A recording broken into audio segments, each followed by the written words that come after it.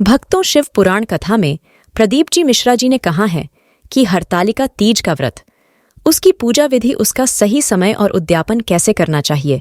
तो चलिए जानते हैं। हरितालिका तीज पूजा का व्रत कुमारी कन्याएं कर सकती है। शादी होने के बाद भी नारी कर सकती है। अंतिम अवस्था तक प्राण छूटे तब तक हरितालिका तीज का व्रत नहीं छोड़ना चाहिए। एक व्रत हमेशा याद रखो, एक एकादशी और एक हरितालिका कभी नहीं छोड़ना चाहिए। हाँ, इतना जरूर है, ज्यादा शरीर बेकार हो गया, बुढ़ापा आ गया, शरीर नहीं साथ दे रहा हो तो कुछ फल खा लो, चाय, दूध, जूस भी ले सकते हो। इतना भी नहीं हो रहा, शरीर बहुत बेकार हो गया तो एक समय आप फल का आहार धारण कर लो। पर हरितालिका व्रत करने वाली माताएं भले उद्यापन कर दे तो उसके बाद भी अपनी तरह से जैसे हो सकता है वैसे कर लो, लेकिन जरूर करना चाहिए। हरितालिका व्रत का जो उद्यापन करते हैं उसमें स्त्री और पुरुषों के 5 तरह के कपड़े, 5 तरह का अनाज और 5 तरह का फल। आहार 5 तरह के फल में लोग पपीता, अमरूद, केला आदि लेते हैं, लेकिन धतूरे को नहीं लेते हैं। शिवकथा में वर्णन आता है।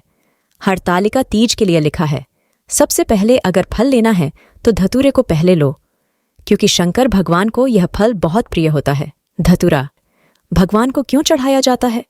धतूरा, हम जब भगवान शंकर को अर्पित करते हैं तो हमारा कोई कार्य अटक रहा होता है, जैसा कि इंटरव्यू, नौकरी, व्यापार आदि में बाधा या फिर घर की समस्याएं, एवं आपका जो भी काम नहीं हो रहा है, तब धतूरे को शंकर भगवान को प्रेम और करुणा भरे हृदय से विनती करके भगवान को चढ़ाओ तो भगवान आपका कार्य सफल कर देगा। लेकिन दिल से और मनोभाव से चढ़ाओ, तभी आपका कार्य सफल होगा। हरितालिका तीज की पूजा करने वाली स्त्री को वालू का शिवलिंग बनाना चाहिए। फुलेरा जो बनाया गया है शंकर जी के ऊपर लटकाने के लिए, उसके नीचे शिव, पार्वती और गणेश जी की सुंदर वालू की मूर्ति बना लेना चाहिए। पार्थिव लिंग का निर्माण करना चाहिए। शिव की आराधना करना चाहिए। जो फल आपके पास में हो वह भगवान को समर्पित करना चाहिए। शास्त्र के अनुसार हरतालिका तीज का पूजन प्रदोष काल के अंतर्गत हो जाना चाहिए, जिससे आप उस घड़ी, उसे क्षण में आप शिव के हो जाए और भगवान शंकर आपका हो जाए। अगर किसी के आने में देरी हो रही हो, कोई आ नहीं पा रहा है, तब हरतालिका पूजन व्रत वर्णन करता है कि शिवलिंग का निर्माण, पार्वती जी का निर्माण, गणेश जी का निर्माण, फुलेरा का निर्माण प्रदोष काल के पहले बनकर तैयार हो जाना चाहिए। प्रदोष काल के अंतर्गत फुलेरा नहीं बनना चाहिए। फुलेरा प्रदोष काल से पहले बन जाना चाहिए।